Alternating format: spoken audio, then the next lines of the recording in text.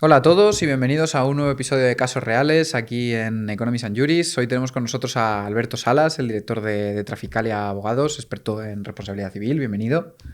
Muchas gracias. Nada, hoy vamos a explicar un caso de un accidente, que además es un accidente, creo que trasero, que tiene unas secuelas, un lucro cesante, más centrado en responsabilidad civil. Coméntanos qué es lo que ha pasado en este caso y cómo llega a ti en este sentido. Bueno, pues estamos hablando aquí de una reclamación civil por un golpe por alcance, donde la conductora lesionada recibe un impacto por detrás sin esperárselo, detenida con su vehículo, y ello le provoca pues unas secuelas y un tiempo de curación que se extiende, creo que fueron 83 días. Además, como esta señora no trabajaba para una empresa ni tenía ningún negocio, la ley prevé poder reclamar el lucro cesante por la dedicación a las tareas del hogar. Y en definitiva es que esta señora, que es ama de casa, durante el tiempo en que estuvo recuperándose del cuello, no pudo hacer su trabajo, que era atender su casa y atender las tareas del hogar. Eso está previsto con la reforma de la Ley 35/2015 en la norma, y así lo reclamamos. Se reclamaron, creo que fueron 1.029 euros por el tiempo que estuvo sin poder atender las tareas del hogar, pero con el límite de los 30 días que establece la ley para supuestos con secuelas de menos de 3 puntos, que eso en la reforma de la ley parece ser que se va a cambiar, y por eso de los 83 días solo se abonaron 30 días en concepto de lucro cesante, que el lucro cesante se calcula sobre el SMI anual diario multiplicado por 30 días. ¿Vale? Con lo cual, si hacemos la cuenta, salen a 35 o 36 euros diarios, que tampoco es una cantidad que la compañía aseguradora la vaya a arruinar, pero en definitiva ella no pudo hacer las tareas del hogar y tuvo bien que recurrir a familiares, a su marido o a alguna persona que le ayudara, porque evidentemente ella no pudo atenderlas, porque además quedó con secuelas. Bueno, coméntanos antes de a lo mejor entrar en temas de lucro cesante, intereses, que yo sé que también están ahí, un poco cómo se hace este tipo de reclamaciones, porque hay varias partes, ¿no? Está el seguro, está la persona que ha generado el accidente, etcétera. Efectivamente, desde la reforma, desde el 1 de enero de 2016, obligatoriamente la perjudicada, en este caso el despacho que se lo ha reclamado, que hemos sido nosotros, está obligado a hacer una reclamación previa, que se llama, ¿vale? Es decir, no podemos plantear una demanda en el juzgado sin haber pasado, digamos, por esa fase preprocesal. Tanto que tiene unas consecuencias, que alguna vez hemos comentado, la famosa sentencia de Tsunami, tiene unas consecuencias, el no seguir ese trámite preprocesal para la compañía tiene unas consecuencias que luego le va a vincular en el pleito, pero es que a la víctima tiene unas consecuencias todavía aún más drásticas, y es que no se va a admitir la demanda. Con lo cual, el paso previo es hacer reclamación previa.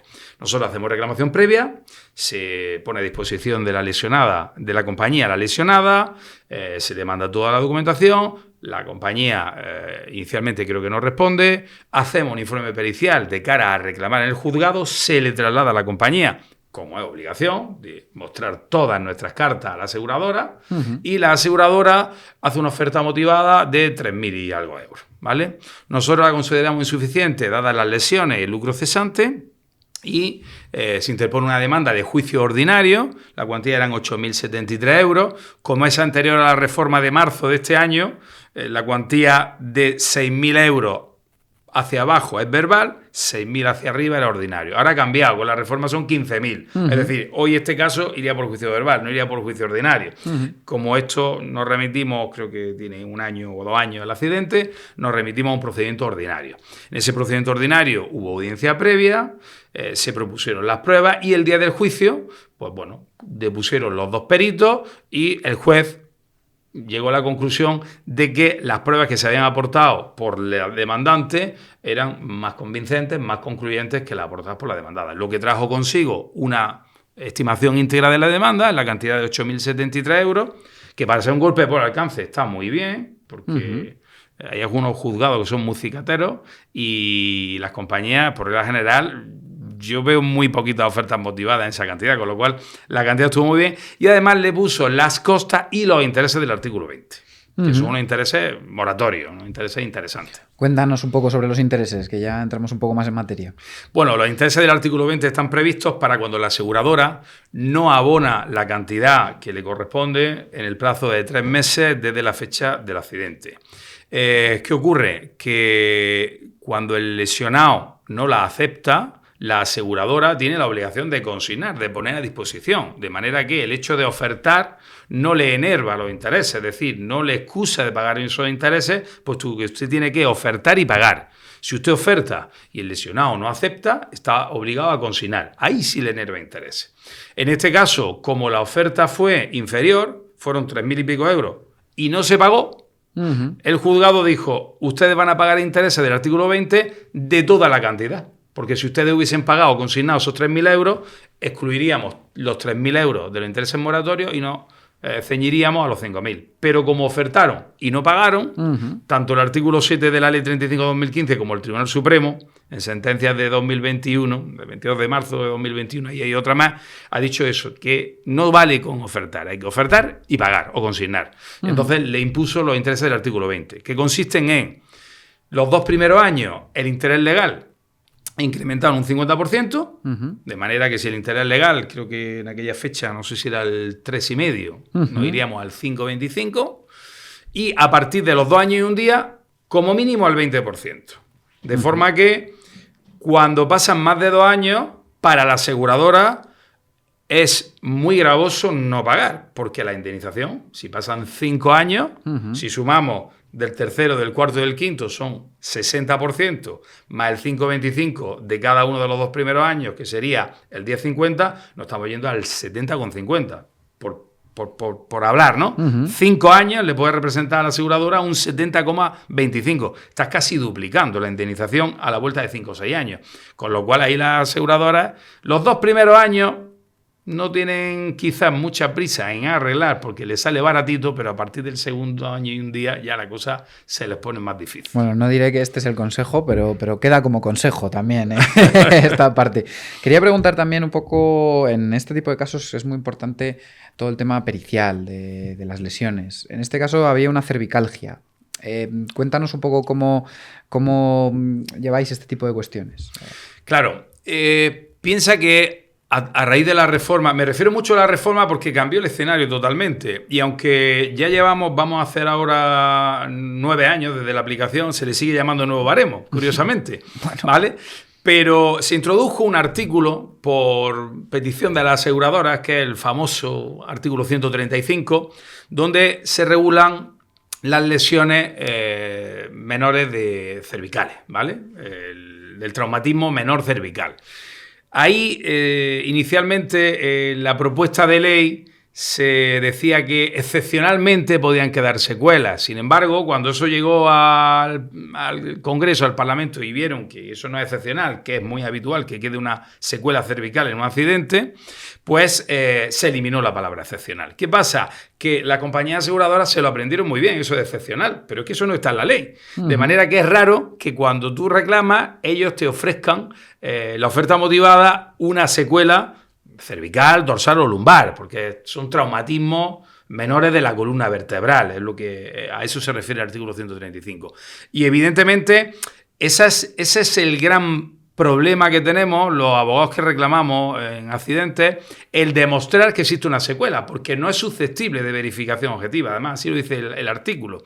De manera que la jurisprudencia viene estableciendo que hay que tener en cuenta el tratamiento que ha recibido, la rehabilitación, las exploraciones físicas que han hecho tanto los médicos asistenciales como los peritos, y en definitiva eso es un poco lo que viene a concluir o lo que viene a indicar que ese informe sea concluyente. De hecho, hay sentencias de audiencias provinciales que han venido a decir que, mire usted, que una exploración es una prueba objetiva, es una exploración, una exploración por parte del médico.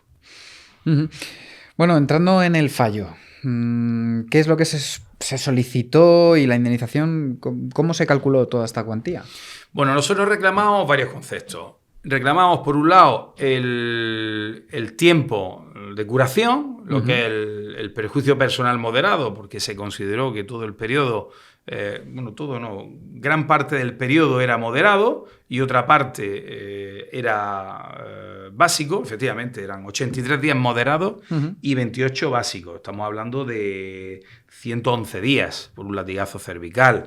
Y además se reclamó una secuela de una cervicalgia que se fue valorada en 2 puntos. ¿Vale? Esos eran, digamos, los conceptos. Por un lado, por el perjuicio temporal o las lesiones temporales y las lesiones definitivas o las secuelas. Y además, como decíamos al principio, ese lucro cesante por dedicación a las tareas del hogar, que es un concepto nuevo en la ley esta 35/2015, que en la anterior normativa no se daba y que, al igual que ocurre con el latigazo cervical, este concepto también son muy reacias las aseguradoras a abonarlo, porque, bueno, no es que sea una gran cantidad, pero las compañías, pues todo lo que sea poner problemas a la hora de pagar, que lógicamente también está en su función, para eso estamos los abogados de víctimas, para poder reclamar lo que en justicia se merece, pero ellos lógicamente de primera lo niegan siempre. Y al respecto hay que acreditar una serie de elementos que incluso han sido ampliados en la guía de buenas prácticas, pues bueno, como es un certificado de vida laboral, no estás cobrando ningún tipo de prestación, el certificado de empadronamiento, es decir, una serie de documentos donde se entiende que con eso acreditas esa situación de dedicación de las tareas del hogar, porque la ley no lo establece como tal. Da el concepto, pero no dice cómo se demuestra que estás dedicado a eso. Bueno, pues la guía de buenas prácticas en ese aspecto ha desarrollado el concepto y se viene aplicando. La guía de buenas prácticas además tiene reconocimiento jurisprudencial no solo por un montón de audiencias provinciales, sino que el Supremo, la sentencia de 10 de enero de 2019, la sala cuarta, social, pero le da ese carácter jurisprudencial y que viene siendo aceptado por todos los operadores jurídicos, tanto de una parte como de otra. Bueno, creo que han quedado bastantes consejos ya a lo largo de todo el caso. Este último creo que además es muy bueno, pero que te tengo que preguntar qué consejo le darías a un abogado que se enfrenta a este tipo de cuestiones.